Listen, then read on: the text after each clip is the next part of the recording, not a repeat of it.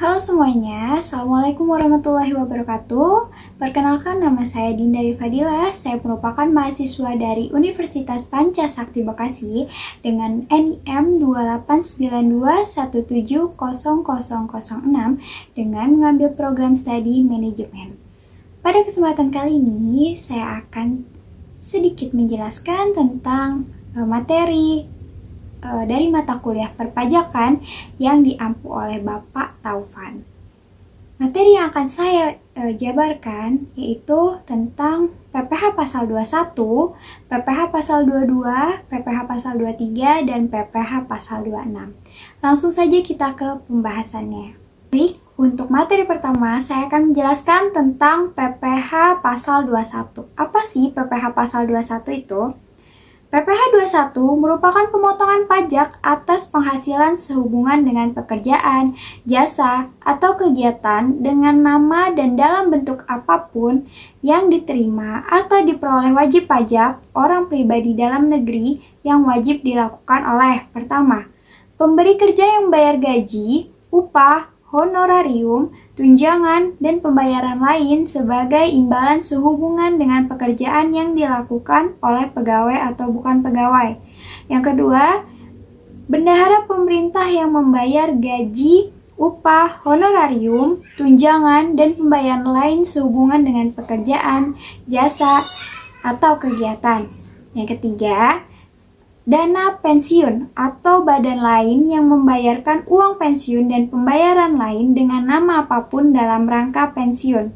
Yang keempat, badan yang membayar honorarium atau pembayaran lain sebagai imbalan sehubungan dengan jasa termasuk jasa tenaga ahli yang melakukan pekerjaan bebas.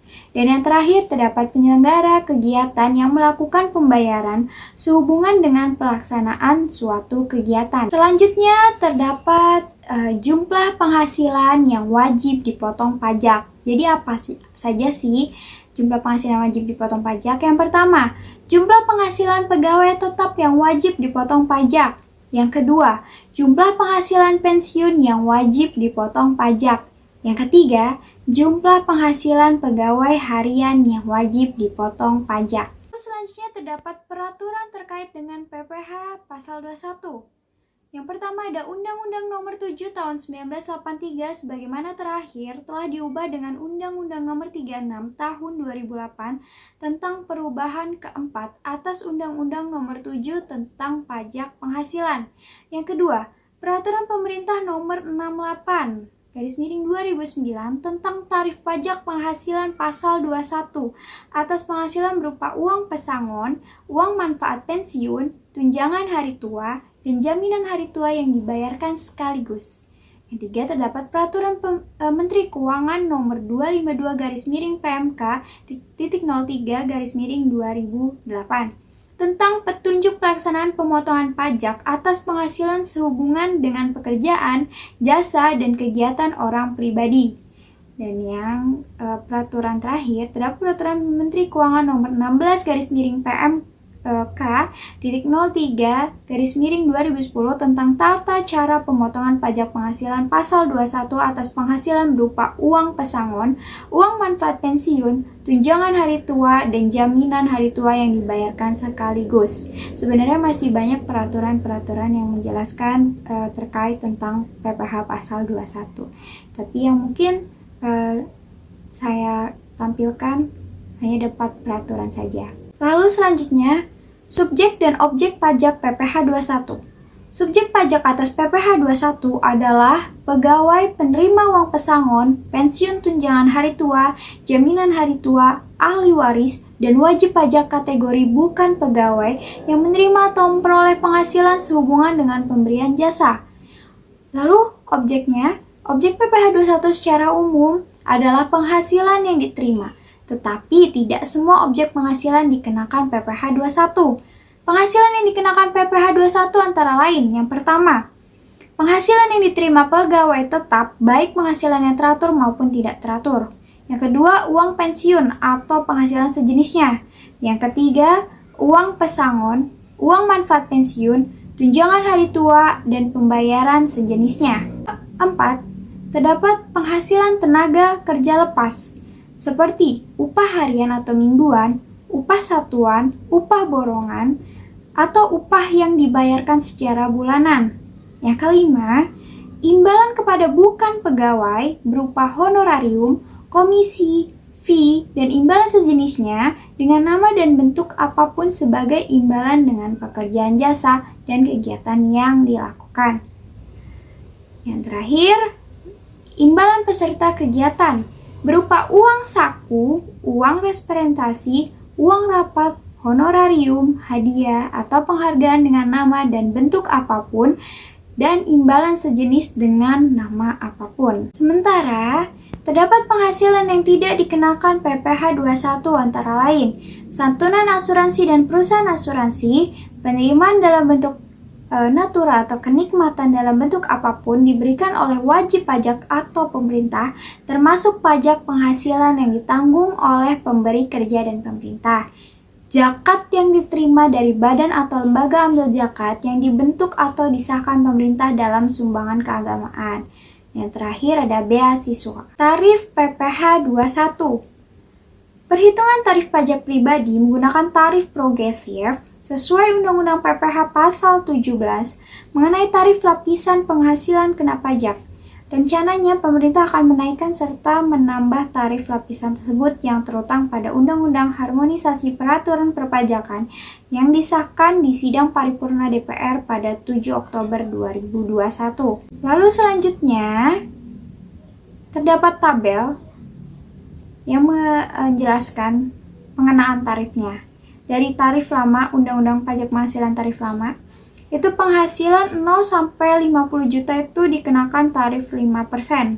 Kalau untuk tarif yang baru, itu penghasilan 0 sampai 60 juta itu dikenakan 5%. Lalu selanjutnya untuk penghasilan 50 juta sampai 250 juta itu dikenakan tarif 15% untuk tarif yang lama.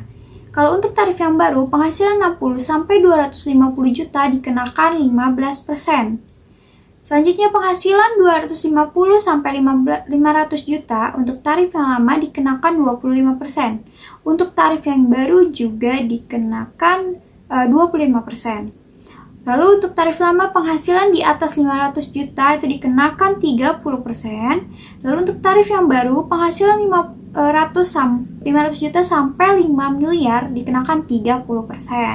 Dan untuk yang di tarif baru ini, untuk penghasilan yang di atas 5 miliar itu dikenakan 35%. Besarnya tarif yang diterapkan terhadap wajib pajak yang tidak memiliki nomor pokok wajib pajak lebih tinggi 20% daripada tarif yang diterapkan terhadap wajib pajak yang dapat menunjukkan nomor pokok wajib pajak. Kepemilikan NPWP dapat dibuktikan oleh wajib pajak antara lain dengan cara menunjukkan kartu NPWP. Contohnya, untuk penghasilan kena pajak sebesar 75 juta. Kalau pajak penghasilan yang harus dipotong bagi wajib pajak memiliki NPWP itu 5% dikali 60 juta sama dengan 3 juta. Sisanya 15 juta dikali 15% sama dengan 2.250. Dijumlah dapat 5.250.000. Itu untuk yang memiliki NPWP. Lalu bagaimana yang tidak memiliki NPWP? 5% dikali 120% dikali 60 juta sama dengan 3.600. Sisanya 15% dikali 120% dikali 15 juta hasilnya 2.700. Dijumlah sama dengan 6.300 untuk yang tidak memiliki NPWP. Lalu selanjutnya terdapat penghasilan kena pajak atau PKP. Itu siapa aja sih? Yang pertama ada pegawai tetap dan penerima pensiun berkala dikenakan PKP sebesar penghasilan neto dikurangin PTKP terbaru. Lalu kedua, pegawai tidak tetap dikenakan PKP sebesar penghasilan bruto dikurangi PTKP terbaru. Yang terakhir, bukan pegawai yang menerima atau memperoleh penghasilan sehubungan dengan pemberian jasa dikenakan 50% atas PKP dari jumlah penghasilan bruto dikurangi PTKP dalam 1 bulan. Lalu selanjutnya terdapat penghasilan tidak kena pajak atau PTKP. Penghasilan tidak kena pajak (PTKP) merupakan besaran dari penghasilan yang tidak dikenakan. Artinya, seorang tidak perlu membayar pajak apabila gaji bulanan tidak mencapai ketentuan PTKP. Meski sudah diringankan bebannya, orang tersebut tetap wajib melaporkan surat pemberitahuan. atau SPT. Selanjutnya, saya akan menjelaskan tentang PPh Pasal 22. Berdasarkan Undang-Undang Pajak Penghasilan Nomor 36 Tahun 2008, pajak penghasilan Pasal 22 atau PPh Pasal 22 merupakan bentuk pemotongan atau pemungutan pajak yang dilakukan oleh satu pihak terhadap wajib pajak berkaitan dengan kegiatan perdagangan barang. Diterbitkannya Peraturan Menteri Keuangan RI Nomor 92/PMK-03/2019 mengenai perubahan kedua atas Peraturan Menteri Keuangan Nomor 253/PMK-03/2008 membawa perubahan untuk PPh 22.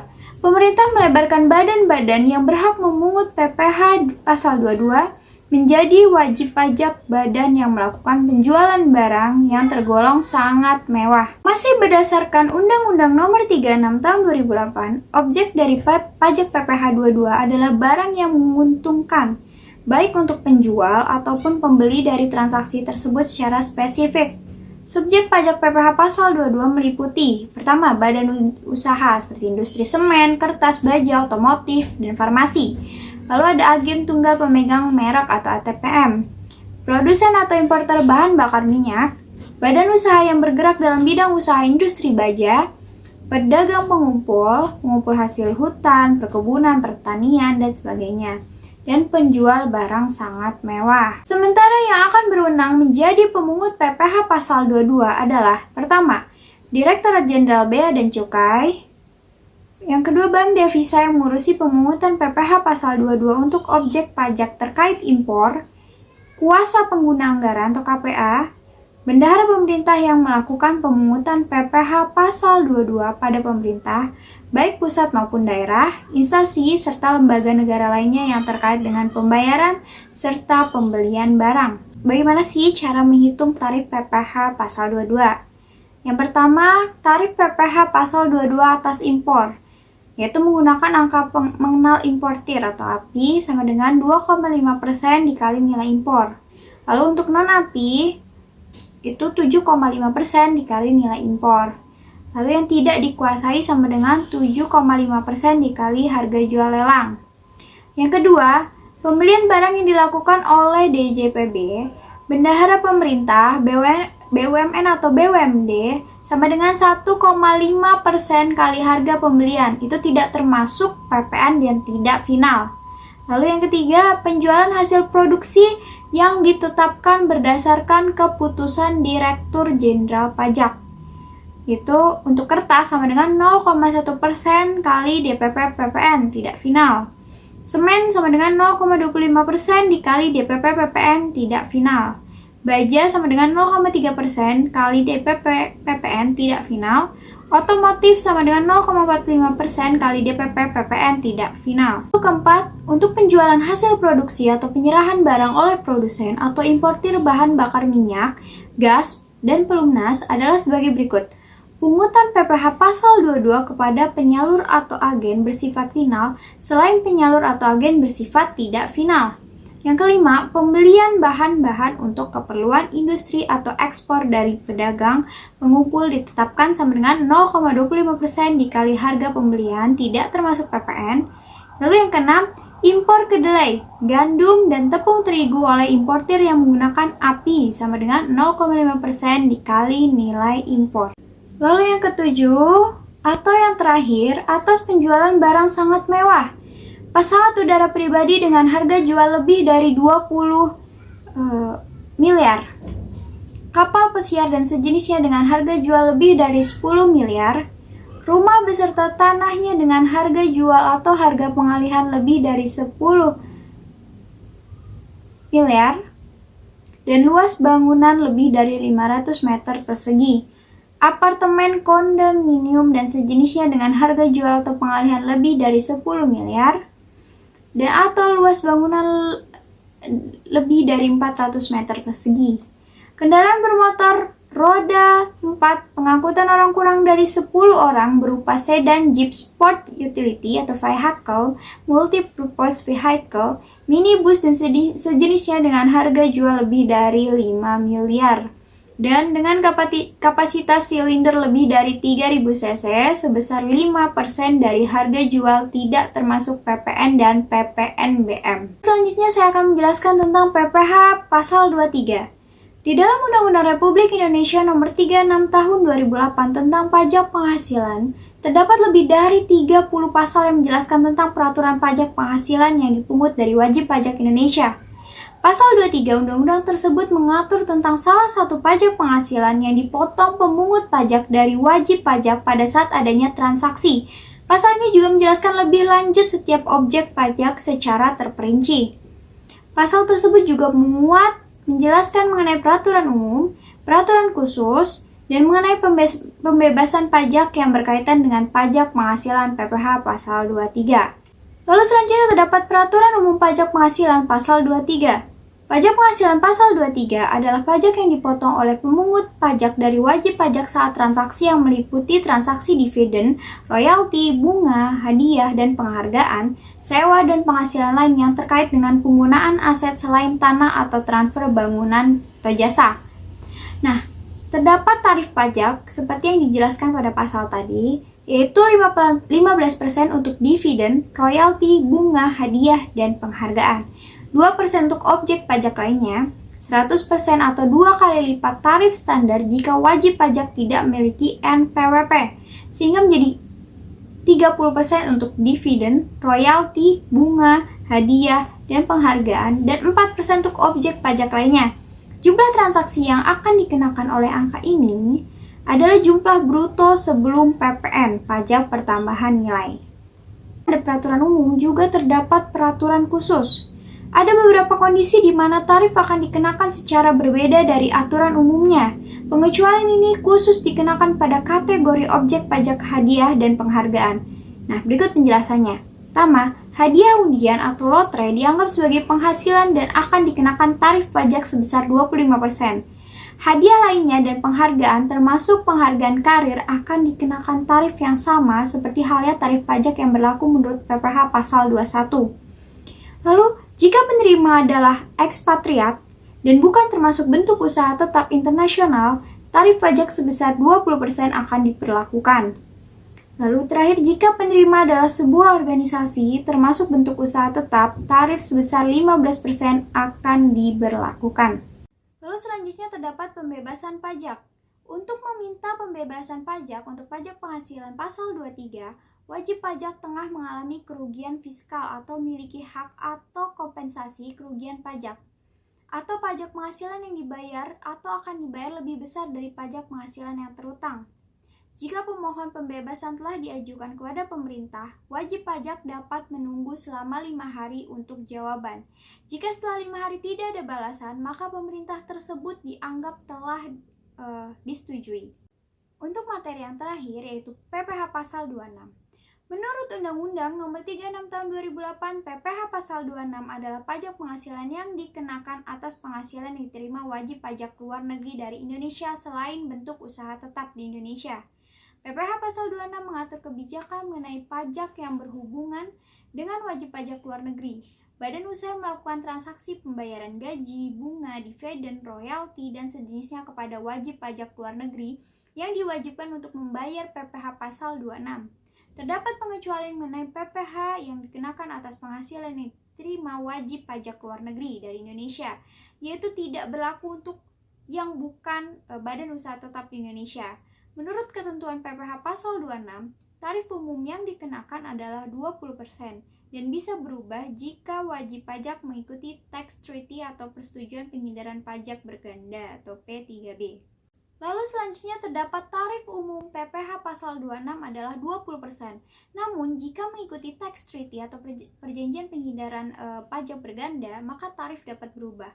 Tarif 20% itu final atas jumlah bruto yang dikenakan atas pertama ada dividen, kedua ada bunga termasuk premium, diskonto, insentif yang terkait dengan jaminan pembayaran pinjaman, ada royalti, sewa, dan pendapatan lain yang terkait dengan penggunaan aset, ada insentif yang berkaitan dengan jasa, pekerjaan, dan kegiatan, hadiah dan penghargaan, pensiun dan pembayaran berkala, premi swab, dan transaksi lindung lainnya, lalu ada peroleh keuntungan dari penghapusan utang. Tarif 20% yang bersifat final dari laba bersih yang diharapkan dari pertama, pendapatan dari penjualan aset di Indonesia. Yang kedua, premi asuransi. Premi reasuransi yang dibayarkan langsung maupun melalui pialang kepada perusahaan asuransi di luar negeri. Lalu selanjutnya, untuk tarif 20% dari laba bersih yang diharapkan selama penjualan atau pengalihan saham perusahaan antara perusahaan media atau perusahaan tujuan khusus yang didirikan atau bertempat di negara yang memberikan pelindungan pajak yang memiliki hubungan khusus untuk suatu entitas atau bentuk usaha tetap didirikan di Indonesia. Tarif 20% yang dipungut dari penghasilan kena pajak setelah dikurangi dengan pajak suatu bentuk usaha tetap di Indonesia, kecuali penghasilan tersebut ditanamkan kembali di Indonesia. Tingkat berdasarkan Tax Treaty yang dikenal sebagai JGI, penghindaran pajak berganda antara Indonesia dan negara-negara lain yang berada dalam perjanjian mungkin berbeda satu sama lain. Tarif mereka biasanya mengurangi tingkat dari tarif biasa 20% dan beberapa mungkin memiliki tarif 0%. Penjelasan dari saya tentang PPh pasal 21, 22, 23, dan PPh pasal 26 semoga dapat dimengerti oleh yang menonton dan semoga dapat bermanfaat. Kurang lebihnya dan kurang-kurangnya saya mohon maaf. Sampai jumpa di lain kesempatan. Wassalamualaikum warahmatullahi wabarakatuh.